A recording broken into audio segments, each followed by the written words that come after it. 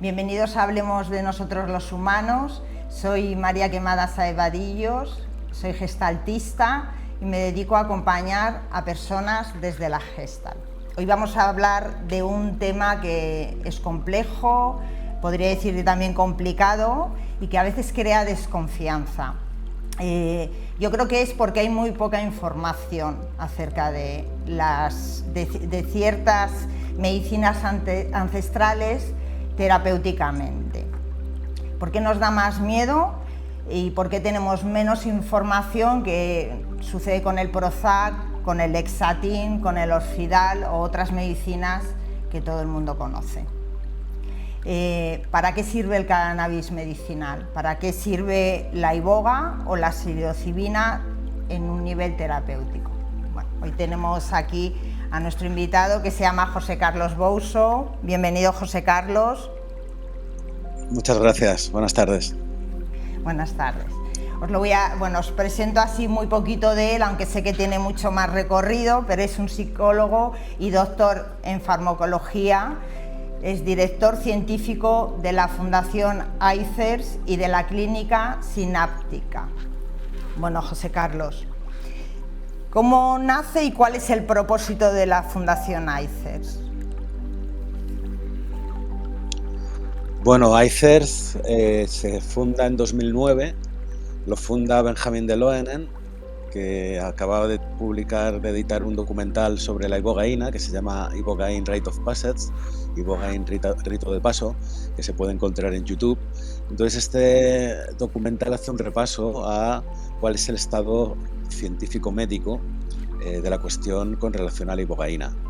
La ibogaína es una sustancia que se extrae de un arbusto que crece en el África ecuatorial, principalmente en Guinea Ecuatorial, en Gabón, en Camerún, y que en los años 60 se descubrió que la ibogaína tenía propiedades antiadictivas y se viene utilizando desde entonces para tratar a personas con problemas de drogodependencia. La idea del documental era ir poniendo en paralelo el uso médico que se hace en Occidente desde la medicina alopática con el uso ancestral que se venía haciendo pues, en diferentes culturas africanas, ¿no?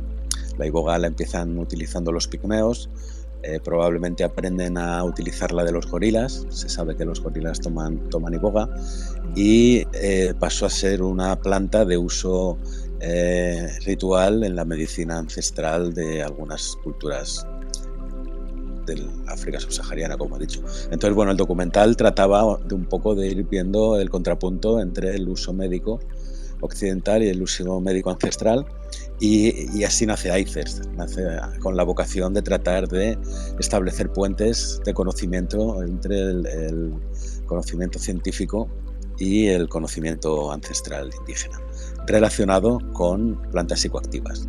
Por eso nosotros nos hemos centrado principalmente en el estudio de la iboga y la ibogaína, de la ayahuasca, que es una planta de origen amazónico, y en el cannabis medicinal. Vale. Y hoy en día, ¿cuál es la función que desarrolla ICERS? ¿Se puede consultar? Quiero decir, ¿cómo es el uso para la gente de fuera, de la calle? Bueno, ICERS, tengo que decir que nosotros no organizamos ceremonias, ni damos ni ayahuasca, simplemente hacemos investigación al respecto, y también organizamos, ICERS quiere decir Centro Internacional para la Educación, la Investigación y el Servicio de Etnobotánicos. Etnobotánicos serían las plantas, ¿no? Que tienen usos tradicionales en otras culturas. Entonces, tenemos pues estas tres patas, ¿no? Yo soy el encargado de la parte de investigación, tenemos una parte de educación en la que pues, hemos organizado algunas conferencias mundiales sobre ayahuasca, organizamos también formaciones, por ejemplo, tenemos una formación para personas que ofrecen ceremonias de ayahuasca para aumentar los conocimientos, la seguridad en las ceremonias. No enseñar a utilizarla, ¿no? Sino dar las pautas que se necesitan tener para que sean seguras para los participantes. Y luego también pues tenemos algunos servicios, como es el servicio de integración, en el que personas que han tenido una experiencia con plantas y han atravesado una mala experiencia pues pueden venir al servicio y ofrecemos sesiones de integración gratuitas. También tenemos un servicio de información sobre interacciones médicas y sobre posibles riesgos dependiendo de si alguien tiene alguna enfermedad. Bueno, animo a visitar nuestra página web, que es ICERS, icer.org, ICERS, y ahí podrá conocernos un poco mejor. Vale.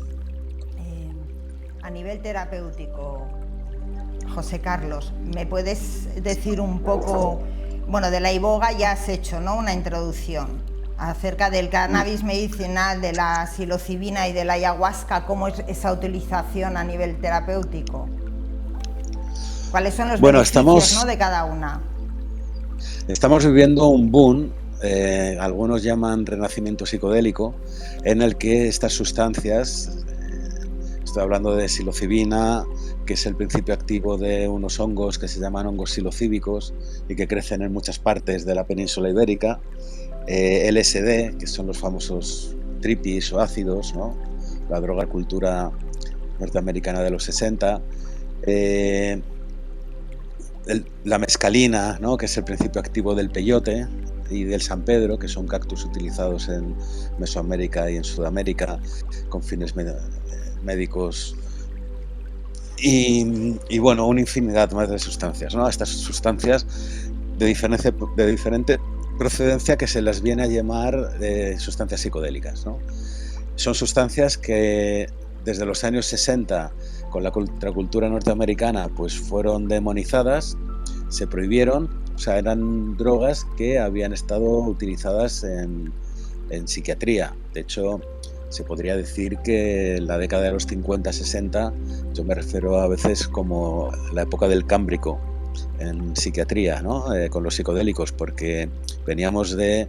la historia de la psiquiatría siempre ha sido la historia de la tortura, ¿no?, en la que hasta que se descubrieron los primeros psicofármacos, pues bueno, los tratamientos eran pues tratamientos tan agresivos que podían ir desde los comas insulínicos a bañar a la gente en agua fría, a lobotomía sin anestesia, etcétera, ¿no? Digamos que en los años 40, con el descubrimiento de la clorpromacina, que se produce un avance en psiquiatría, pero es que son a finales de los años 40, a mediados de los años 40, en el 43 concretamente, cuando Hoffman descubre el LSD, cuando se produce un boom en la utilización de estas sustancias. Durante los años 50-60 se llegaron a publicar más de 1000 artículos científicos, ¿no?, en revistas médicas sobre decenas de miles de pacientes, congresos internacionales, libros, y estamos hablando de una época en la que todavía el proceso de globalización no era tan extremo como es ahora. Bueno, estas sustancias empiezan a ser utilizadas también en contextos contraculturales y el gobierno norteamericano decide prohibirlas, y ahí se interrumpe un poco toda la investigación y pasan unas decenas de ostracismo en que hablar de sustancias psicodélicas será poco menos que jugarte tu carrera académica, quien la tuviera, ¿no? Pero bueno, una serie de razones que ahora no voy a explicar porque sería desviarme del tema, han hecho que poco a poco estas sustancias se vayan recuperando. Entre otras cosas, la crisis de la psicología, de la psicofarmacología, ¿no?, de la farmacología psiquiátrica. Se ve pues que los medicamentos al uso para tratar los problemas de salud mental pues tienen una serie de limitaciones y que se fundamentan en que hace más de 50 años que no se produce una innovación, ¿no? Bueno, hay una serie de razones por las que se va perdiendo el estigma y se va haciendo cada vez más investigación. Hasta el punto en el que estamos hoy, bueno, pues que estamos a punto de que, bueno, todos estamos desde la pandemia familiarizados, ¿no?, con las fases de ensayo clínico, fase 1, 2, 3, 4, ¿no? La fase 3 sería cuando ya un medicamento está a punto de ser comercializado porque ha pasado las pruebas de eficacia y de seguridad. Pues ahora mismo tenemos varios psicodélicos en fase 3. Tenemos a la MDMA para el trastorno de estrés postraumático. Que es el éxtasis, ¿no? Es el éxtasis. Se conoce como sí. El éxtasis. Sí.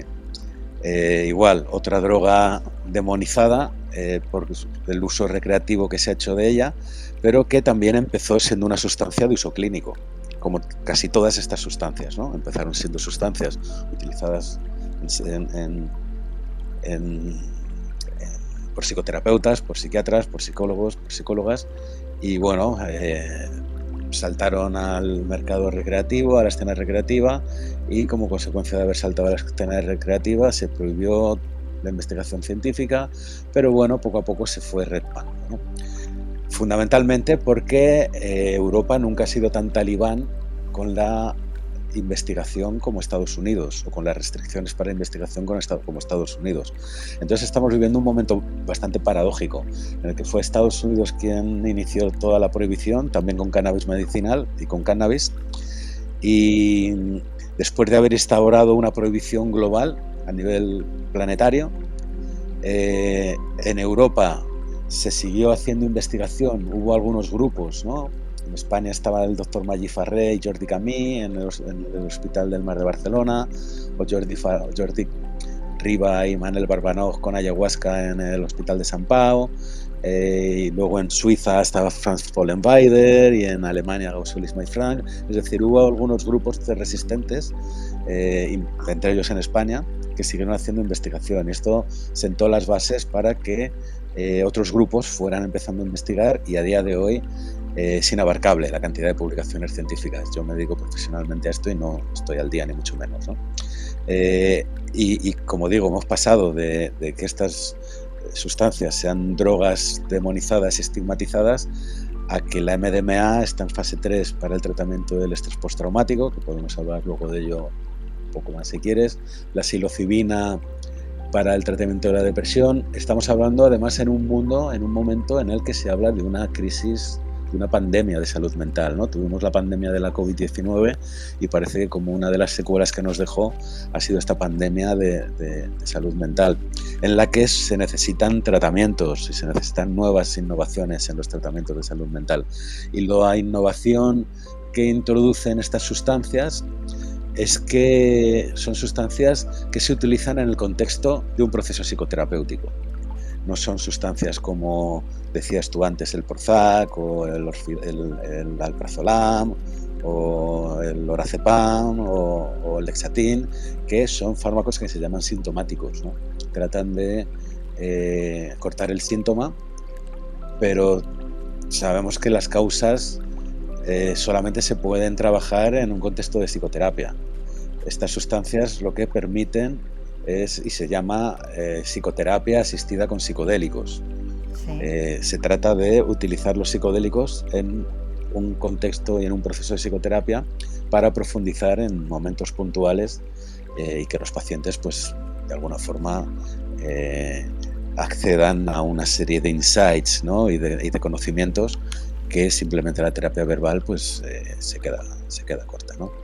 Entonces, bueno, uno de los grandes problemas a día de hoy es la depresión, ¿no? Hay no sé cuántos, 200 millones de personas en el planeta con depresión. Entonces, muchas de estas compañías farmacéuticas que están ahora invirtiendo en la investigación con psicodélicos, pues están invirtiendo en los grandes problemas. Depresión, psilocibina está en fase 3 para depresión, DMT, que es el principio activo de la ayahuasca, está en fase 3 para depresión, 5-metoxidimetiltriptamina, que es también un análogo de la DMT, está también en fase 3, LSD está en fase 2, LSD está en fase 3 para ansiedad generalizada, y MDMA, como he dicho antes, para estrés postraumático. Y ketamina es el primer fármaco psicodélico que ya está autorizado e incluso financiado por la Seguridad Social.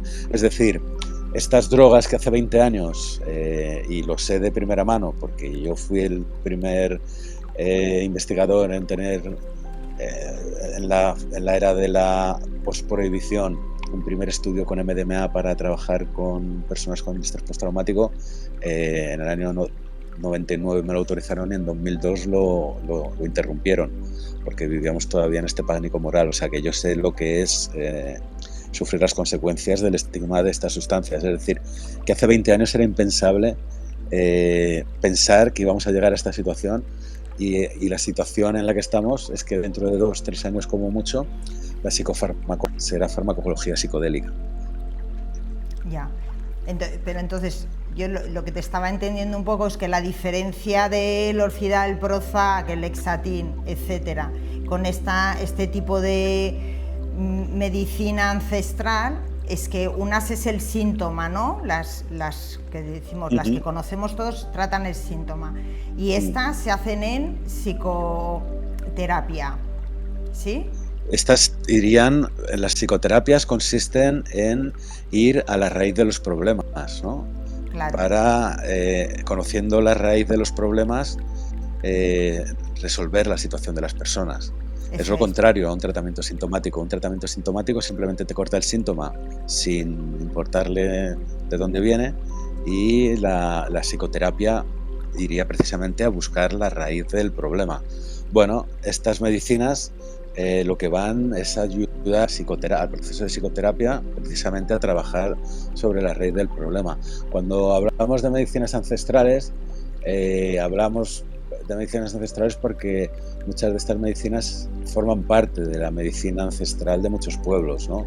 Como decía antes, la psilocibina es el principio activo de los hongos psilocíbicos.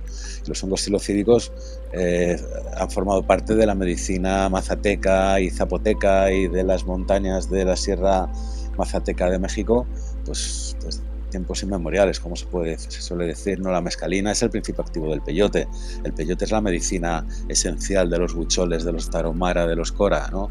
El San Pedro, la mescalina también viene del San Pedro, un cactus fundamental en la medicina ancestral en algunos pueblos y culturas de Ecuador y de los Andes, ¿no? Por supuesto la ayahuasca, ¿no? La ayahuasca que contiene DMT, dimetiltriptamina. La ayahuasca es la medicina panamazónica por excelencia y de hecho es la medicina esencial. Cuando hablamos de estas sustancias, en realidad nosotros solemos referirnos a ellas como drogas, pero las culturas de donde son originarias son referidas como medicinas. Cada cultura tiene su sistema médico. Nuestro sistema médico, en este caso nuestro sistema psiquiátrico, desgraciadamente se ha ido escorando cada vez más a la biomedicina, un escoramiento absolutamente peligroso y contraproducente. El considerar que los problemas de salud mental son alteraciones neurobiológicas que se tratan utilizando psicofármacos. Esto es una auténtica barbaridad, ¿no? Y está haciendo mucho daño. No quiere decir que los psicofármacos no sean de utilidad en momentos concretos, pero no pueden ser la primera línea de tratamiento prioritario. Bueno, esto es síntoma del propio sistema, ¿no? Que tenemos, ¿no? y de necesitar eficiencia por encima de calidad, ¿no? O de salud. Pero bueno, sin entrar en esto, estas medicinas han sido la esencia de las medicinas ancestrales, ¿no? En diferentes culturas, o la iboga en Gabón. Con lo cual, y la forma de utilizar estas sustancias en las culturas ancestrales ha sido siempre, pues esto, en contextos comunitarios, donde la enfermedad no es algo que le ocurre al individuo, es algo que le ocurre al alineamiento del individuo con su comunidad, con su ecosistema y con su territorio geográfico, ¿no? No hay un yo tan claro como aquí, ¿no? Exactamente. Cualquier perturbación en este equilibrio, en este alineamiento, se produce un problema de salud, y no es necesariamente de la persona. Por eso las ceremonias con medicinas ancestrales en las culturas tradicionales suelen ser ceremonias grupales donde toda la comunidad participa. Por ejemplo, en Gabón, en el documental de Benjamin de Loenen, que como decía antes fue el que dio lugar es como el mito primigenio de Aifer, si se pudiera llamar así, se ve, ¿no? Hay una mujer que tiene un problema, no voy a adelantar cuál, se puede ver, y es toda la comunidad la que se le involucra, porque se entiende que cuando una persona tiene un problema, el problema no es de la persona, el problema es de toda la comunidad en su conjunto, ¿no? Creo que es una forma de entender la salud, y es una forma de entender la enfermedad y el abordaje de la salud y de la enfermedad y una concepción médica que no tiene nada que ver con el individualismo de nuestra medicina, sobre todo en salud mental, ¿no? Que es biomédica y intrapsíquica, ¿no? La medicina ancestral es todo lo contrario. principalmente porque se dan en culturas animistas, ¿no? Donde pues no hay una diferencia tan clara entre el individuo y la comunidad.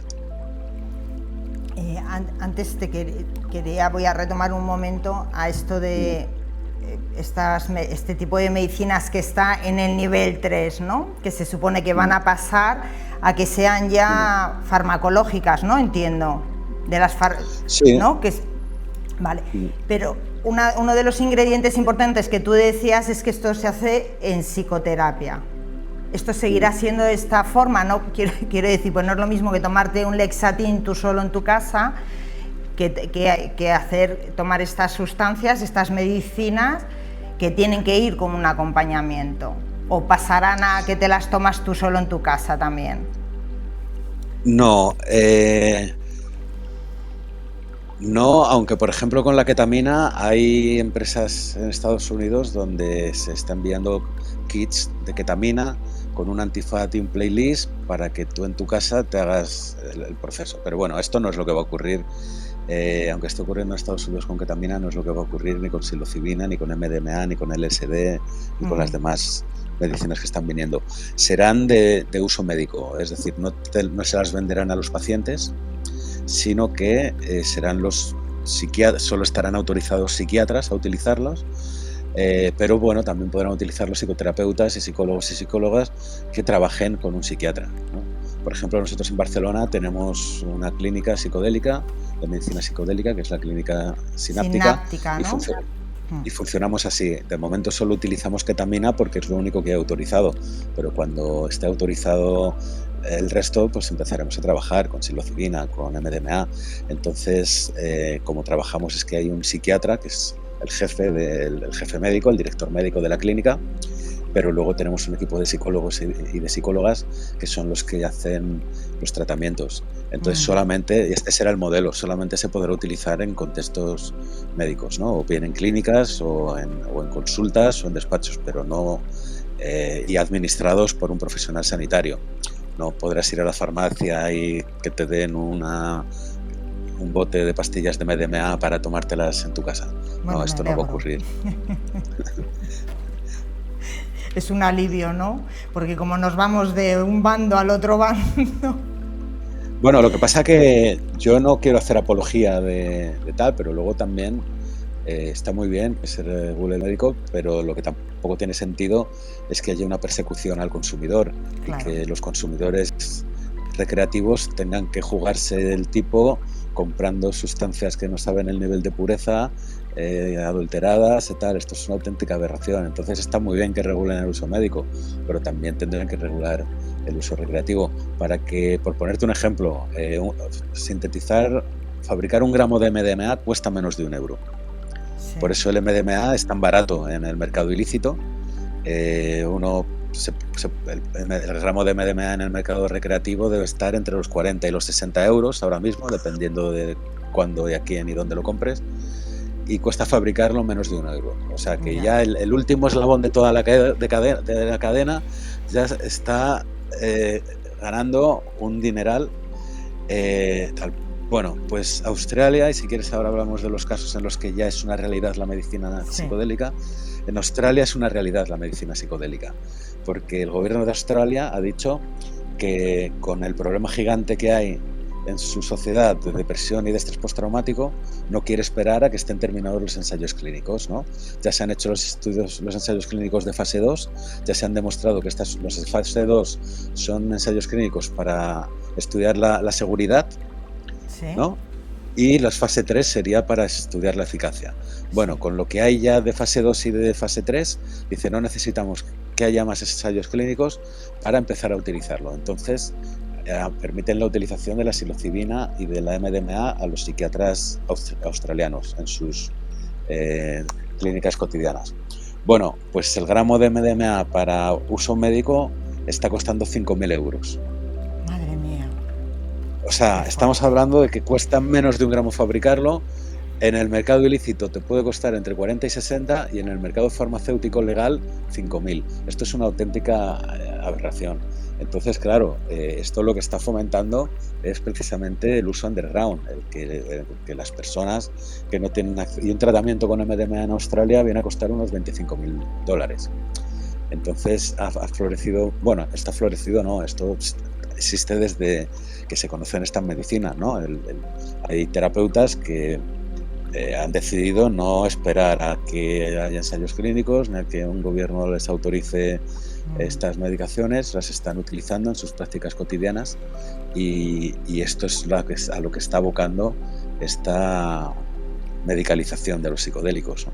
Claro, bueno, es que esto yo creo, José Carlos, quedaría a un gran debate filosófico, ¿no? De cómo la sociedad en la que vivimos, justo estas plantas medicinales lo que sirven es para otra cosa, en vez de esto que hablabas tú del individuo y la comunidad, pero claro, es como que la sociedad que hemos creado va en contra un poco de la filosofía de este tipo de medicina.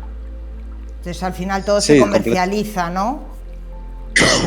Claro, las empresas que están invirtiendo en los ensayos clínicos quieren recuperar sus inversiones, ¿no? Claro. Esto hubiera sido... Lo que pasa es que esto es una fantasía y cuando lo planteas te toman por pirado, ¿no? Pero lo interesante aquí es que los gobiernos concedan a empresas farmacéuticas la posibilidad de sintetizar estas sustancias a unos precios asequibles, claro, financiados por el Estado y sin que tengan que venir grandes compañías. O sea, eso porque estamos hablando de que son sustancias que están fuera de patente. Sí. No necesitan ya de ningún desarrollo farmacéutico como los medicamentos de farmacia. Entonces, bueno, es tan sencillo como permitir a una empresa química que fabrique estas sustancias y que las comercialice a unos precios asequibles para todo el mundo. Que son ellas en sí mismas ya, ¿no? No hace falta hacerles nada. Claro, porque lo que cuesta dinero es que los que han hecho los ensayos clínicos son los que tienen la exclusiva durante unos años para utilizar este medicamento. El caso más aberrante es el de la ketamina. Si me permites. Claro que sí. El de la ketamina es un medicamento que se conoce desde el año 62. O sea, es un medicamento al que se conoce de sobra su toxicidad. Desde el año 2000, que se publicó el primer artículo sobre el uso de ketamina en pacientes con depresión, no han parado de hacerse estudios y tenemos un medicamento que se llama Ketolar, que es de uso en anestesia, que vale un botecito unos 2 euros, y llegó una compañía farmacéutica, Johnson & Johnson, y lo que hizo fue este mismo medicamento, que es inyectable, intramuscular o intravenoso, diseñó un dispositivo intranasal, ¿no? Un nebulizador para, de manera intranasal, bueno, esto sí, se aplica. Bueno, esto hace esta tontería, que es es lo que ha hecho los ensayos clínicos para depresión y es lo que ha conseguido autorización para el tratamiento de la depresión. Pues cada nebulización, que son unos 38 miligramos, cuesta 400 euros. Hemos pasado de un botecito en el que hay 10 dosis terapéuticas y que cuesta menos de 2 euros a una inhalación de 400 euros. Y lo más fuerte de todo es que, claro, esto ha estado en todos Estados Unidos, en Europa y también en España. La Agencia Española del Medicamento financia la Seguridad Social este medicamento, teniendo el Ketolar, que es un fármaco súper barato, que es el mismo principio activo, pero que en vez de estar en forma de nebulizador, está en un vial para ser utilizado de manera intramuscular o intravenosa. Entonces, estas son las paradojas que nos estamos encontrando con la medicina psicodélica, ¿no? Sustancias que no deberían costar nada porque están fuera de patente, están empezando a convertirse en el nuevo Eldorado, ¿no? Para la industria farmacéutica.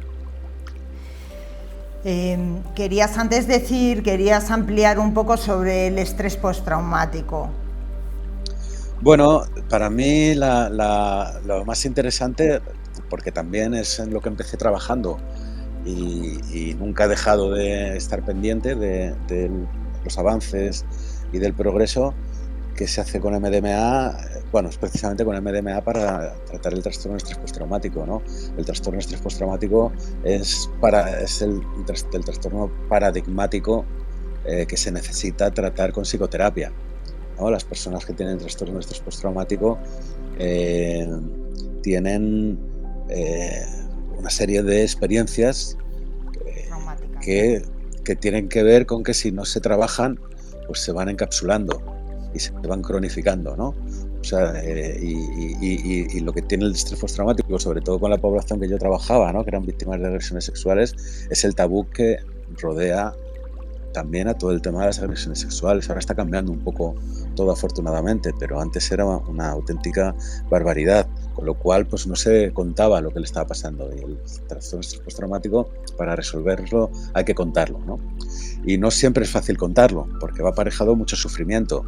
De hecho, el estrés postraumático, pues ¿con qué cursa? Con evitación, ¿no? Con evitar las personas y los sitios que te recuerdan el evento o las personas que produjeron el evento, un estado de hiperalerta y de hipervigilancia, ¿no?, en el que hay una situación ansiosa permanente y una reexperimentación incontrolada, ¿no?, del suceso traumático, y sobre todo la reexperimentación viene cuando más tranquila está la persona. La forma de resolver esto es trabajándolo en psicoterapia, ¿no? Y da igual el modelo, cada modelo tiene su forma la Gestalt tiene una forma de abordarlo, la psicología cognitivo-conductual otra, las terapias narrativas, cada uno tiene el psicoanálisis, cada uno tiene la suya, pero la forma es expresarlo, ¿no?, para tratar de que el control de las emociones pase de estar fuera a estar dentro, sea la persona la que, claro, aproximadamente un 50% de las personas que inician tratamiento para estrés postraumático abandonan el tratamiento, porque les es muy doloroso expresar. Claro, ahí la MDMA es fundamental. La MDMA es una sustancia que instala a la persona en una situación de seguridad emocional en la que le permite abordar las cosas que le están pasando sin miedo y sin angustia, ¿no? Se podría decir que la MDMA es una especie de antídoto contra el miedo. En ese sentido es una medicina maravillosa para las personas que tienen, para el tratamiento de personas con trastorno de estrés postraumático, y probablemente sea la primera sustancia que se autorice. Ya hubo una oportunidad de autorización porque ya terminaron los ensayos clínicos, y el 8 de agosto de 2024 la FDA tendría que haber resuelto, y resolvió no autorizando y pidiendo un ensayo más. Esto han sido razones puramente políticas, de nuevo. Los resultados de la fase 3 se habían publicado en la revista Nature Medicine, que es una de las revistas más prestigiosas del mundo, y no había ninguna duda de la calidad de estos estudios, si no se hubieran publicado en esta revista. Está claro que la FDA no se dejó atrapar por el miedo, precisamente, que es un motor perverso, ¿no?, a la hora de freno. Bueno, José Carlos, muchísimas gracias. Estamos llegando al final. Me gustaría saber si quieres decir algo. Bueno, me imagino que se te queda mucho en el tintero porque es un tema que da para muchísimo, pero si quieres transmitir así para el cierre. Bueno, pues nada, voy a hacer algo de publicidad.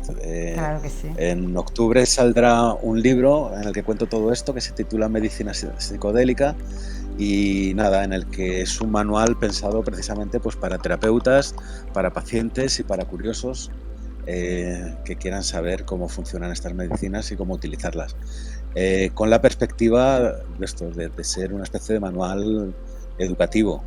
Estas medicinas van a estar aquí dentro de 2 o 3 años, a los pacientes se les va a ofrecer, los médicos van a querer utilizarlas, y todavía hay un vacío, ¿no?, en la formación y en la información sobre el tema. Así que nada, enhorabuena por el programa, porque creo que es necesario que vaya habiendo programas de estos que vayan educando a la población, porque es lo que viene ahora. Claro, y con esta crisis gigante que tenemos de salud mental, va a ser la siguiente oferta que tengan los pacientes. Muy bien. Me voy a despedir de los escuchantes. Muchísimas gracias por estar ahí. Ya sabéis, si queréis investigar un poquito más, meteros a a la web de la Fundación ICES, que está fenomenal, yo estaba ahí bicheando, y a la clínica Simnática, que también hay un montón de información y un acompañamiento muy interesante. Gracias y hasta el próximo jueves.